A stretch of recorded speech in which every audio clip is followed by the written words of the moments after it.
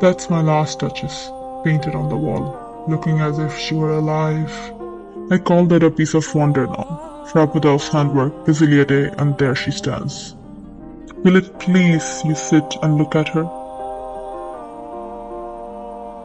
I said, Frappadov by design, for never read strangers like you that pictured countenance. The depth and passion of its earnest glance, but to myself returned, since none puts by the curtain I have drawn for you. But I, and seemed as they would ask me, if they durst, how such a glance came there. So not the first. Are you to turn and ask the thus? Sir, 'twas not her husband's presence only called that spot of joy into the duchess' cheek. Perhaps Frappadov chanced to say, her mantle laps over my lady's wrist too much, or paint must never hope to reproduce the faint half-flesh that dies along her throat. Such stuff was courtesy, she thought, and cause enough for calling up this spot of joy. She had a heart.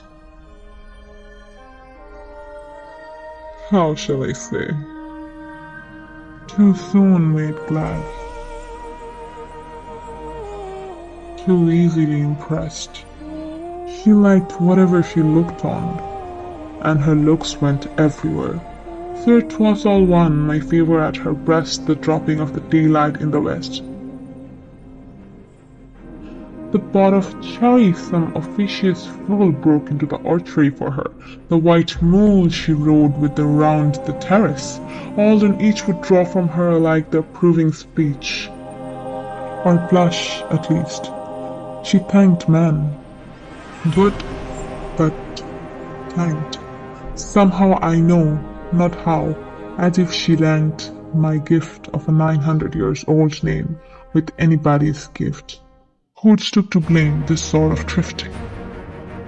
Even had you skill in speech, which I have not, to make your will quite clear to such an one and say just this or that in your disgust me, there you miss, or there exceed the mark, and if she let herself be lessoned, so nor plainly set her words to yours, forsooth and made excuse, and then would be some stooping, and I choose never to stoop. Oh, sir, she smiled, no doubt, whenever I passed her. But who passed without much the same smile?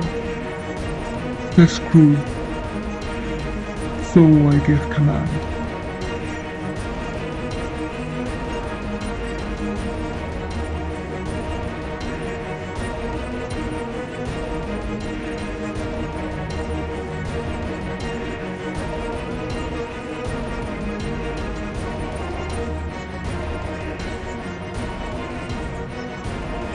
Then all the smile stopped together.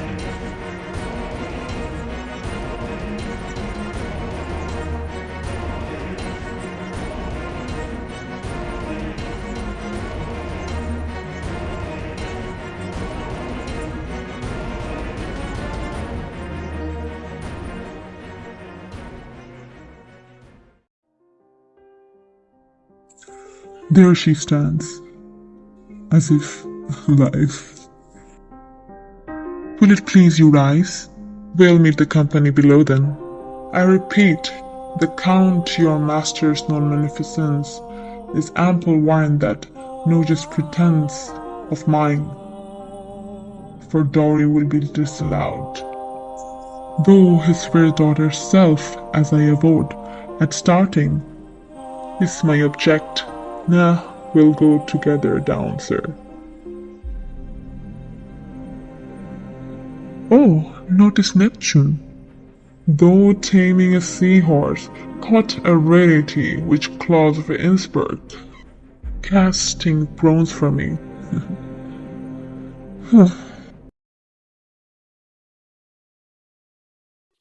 The poem is a masterful example of dramatic monologue, revealing character and theme through the Duke's own words in a single uninterrupted speech. The poet's inspiration for this poem came from the Duke and the Duchess Ferrara. The Duchess died under very suspicious circumstances. She was married at 14 and dead by 17. Browning uses this suspicious circumstance as inspiration for a poem that dives deep into the mind of a powerful Duke of Ferrara who wishes to control his wife in every aspect of her life, including her feelings. Browning of the Victorian age wrote real-life poetry that reflected upon some of the darkest aspects of Victorian life. One of those aspects, of course, is the treatment of wives by their husbands. Everyone is familiar with Henry VIII and his many wives, whom he accused and executed when he tired of him. Robert Browning reveals that this mentality was widespread during this time. Wives were viewed as disposable, and their husbands would often accuse them of doing away with them when they desired to marry someone else. The life of a Victorian wife was a perilous one.